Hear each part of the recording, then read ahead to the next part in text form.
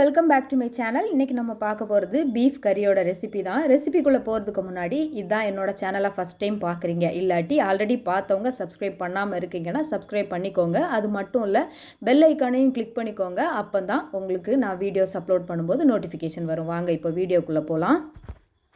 இந்த ரெசிபி பண்ணுறதுக்காக நான் 1 kg பீஃப் வந்து நல்லா க்ளீன் பண்ணி எடுத்திருக்கேன். இப்போது இதை வந்து குக்கருக்கு மாற்றிக்கலாம். குக்கரில் இல்லாமல் நார்மலாக நீங்கள் குக் பண்ணுறதா இருந்தாலும் பண்ணிக்கலாம். ஆனால் அதுக்கு வந்து ரொம்ப டைம் ஆகும். அதனால தான் இதுக்கு கூட இஞ்சி பூண்டு பேஸ்ட்டாக இருந்துச்சுன்னா நீங்கள் இஞ்சி பூண்டு பேஸ்ட்டு சேர்த்துக்கலாம். நான் இதில் வந்து பொடி பொடியாக நறுக்கி தான் சேர்க்குறேன். அப்புறம் ஒரு 6லேருந்து 7 சின்ன வெங்காயம், அதுக்கப்புறம் ஒரு கொத்து கருவேப்பிலை, இது எல்லாத்தையும் ஆட் பண்ணிக்கிறோம். மசாலாஸ் வந்து கொஞ்சமாக மஞ்சள் பொடி, அதுக்கப்புறமா பெப்பர் பொடி, அதுக்கப்புறம் கரம் மசாலா, இது இவ்வளவும் சேர்த்துக்க போகிறேன். மசாலா பொடின்றது இவ்வளோ தான் சேர்க்குறேன். அதுக்கப்புறம் நம்ம சால்ட்டு, அப்புறம் கொஞ்சம் கோகனட் ஆயில், இவ்வளோத்தையும் போட்டு நல்லா கை வச்சு மேரினேட் பண்ண போகிறோம். நல்லா மேரினேட் பண்ணி நீங்கள் ஒரு 10 to 15 மினிட்ஸ் வைக்கலாம். அப்படி டைம் இல்லாதவங்க நீங்கள் உடனே குக் பண்ணலாம். ஸோ இதை கொஞ்சமாக தண்ணி தெளித்து நம்ம வந்து இதில் 5லேருந்து 6 விசில் வச்சு எடுக்க போகிறோம். அப்போ தான் நல்லா குக் ஆகும். உங்களுக்கு கிடைக்கிற பீஃபை பொறுத்து டைமிங் வந்து மாறும்.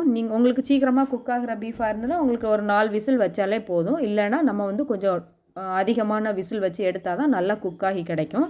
அது கொஞ்சம் வேகட்டும். அதுக்கப்புறமா இன்னொரு கடாயில் கோகனட் ஆயில் போட்டு அதில் ஹோல் ஸ்பைசஸ், அதுக்கப்புறமா வந்து வத்தல், காஞ்ச வத்தல் இருக்குல்ல, அதையும் போட்டு நல்லா வறுத்துக்க போகிறோம். இது நல்லா பொரியட்டும். பொரிஞ்சதுக்கப்புறமா நம்ம நறுக்கி வச்சுருக்கிற இஞ்சி பூண்டு, இது ரெண்டையுமே இதில் ஆட் பண்ணிக்கிறேன். இப்போ நீங்கள் வந்து பேஸ்ட்டாக தான் வச்சுருக்கீங்கன்னா நீங்கள் வெங்காயம் போட்டதுக்கப்புறம் போடுங்க, இல்லைனா கீழே அடி பிடிக்கும்ல பாத்திரத்தில். அதனால் நான் இப்போ வந்து கட் பண்ணி தான் வச்சுருக்கேன். அதனால் இதை நான் அதில் சேர்த்துக்கிறேன். இது நல்லா பொரியட்டும். நல்லா பொரிஞ்சதுக்கப்புறமா அடுத்த இன்க்ரீடியன்ட் நம்ம இதில் ஆட் பண்ணிக்கலாம். கொஞ்சமாக கருவேப்பிலை போட்டு இதை நல்லா வதக்கிக்கலாம். நல்லா வதக்கிக்கலாம். இதோட நல்ல வாசம் வரும் இது பண்ணும்போதே. நான் இதோட இன்க்ரீடியன்ஸோட டீட்டெயில்ஸ் எல்லாம் கீழே டிஸ்கிரிப்ஷனில் கொடுக்குறேன், செக் பண்ணிக்கோங்க. அதுக்கப்புறமா நான் பொடியாக நறுக்கி வச்சுருக்கிற 2 பெரிய வெங்காயமும், அதுக்கப்புறம் ஒரு 10லேருந்து 15 சின்ன வெங்காயம், இவ்வளவும் நான் எடுத்திருக்கேன். இது எல்லாத்தையுமே நல்லா வதக்கிக்க போகிறோம். இந்த வெங்காயம் வந்து நல்லா வதங்கணும். ஸோ இதை நல்லா, இதுக்கு தேவையான அளவு சால்ட் போட்டு நம்ம இதை வதக்கிக்கலாம். சால்ட் போட்டு நல்லா வதக்கிக்கலாம். ஃப்ளேம் வந்து லோ ஃப்ளேமில் வச்சுக்கோங்க. ரொம்ப பொறுமையாக பண்ணினா தான் நமக்கு கிரேவி நல்லா இருக்கும். நல்லா வதக்கி எடுத்துக்க போகிறோம். இது வந்து டிரான்ஸ்பரண்ட்டாக இருக்கக்கூடாது, அதுலேருந்து இன்னும் கொஞ்சம் கூட குக் ஆகணும். இதோ பாருங்கள், கொஞ்சம் நல்லா குக் ஆனதுக்கப்புறமா மசாலா பொடிஸ் வந்து நம்ம இதில் ஆட் பண்ணிக்கலாம். இப்போது இது ரெடி ஆயிடுச்சு. இதில் நம்ம மசாலாஸ் ஆட் பண்ண போகிறோம். Garam masala, pepper powder, chilli powder, அப்புறம் கொரியாண்டர் பவுடர், இவ்வளவும் ஆட் பண்ண போகிறோம். இதை ஆட் பண்ணி நம்ம இந்த வெங்காயம் எல்லாம் எண்ணெயில் வெந்துட்டுருக்குதுல்ல, இதுக்கு கூடயே நல்லா வறுத்துக்க போகிறோம். அப்போ தான் இந்த மசாலாவோட ரா ஸ்மெல்லாம் போய் நல்ல மணமாக இருக்கும் குழம்பு. ஸோ இப்போ இதை நல்லா வறுத்து இதை ஒரு நிமிஷம் நல்லா வறுத்துக்கலாம். வறுத்ததுக்கப்புறமா இதில் வந்து தக்காளி பழம், டொமேட்டோ ஆட் பண்ண போகிறோம். வந்து உங்ககிட்ட இருக்கிற டொமேட்டோ பெரிய டொமேட்டோவாக இருந்ததுன்னா ஒரு 1.5 டொமேட்டோ போதும். என்கிட்ட இருக்கிறது கொஞ்சம் மீடியம் சைஸ் தான், அதனால் நான் 2 டொமேட்டோ இதில் ஆட் பண்ணியிருக்கேன். ஸோ இது நல்லா வறுத்ததுக்கப்புறமா பொடியை நறுக்கி வச்சுருக்கிற டொமேட்டோவை வந்து நம்ம இதில் ஆட் பண்ணிக்கலாம். ஆட் பண்ணி இப்போ இதை நல்லா வேக விட போகிறோம்.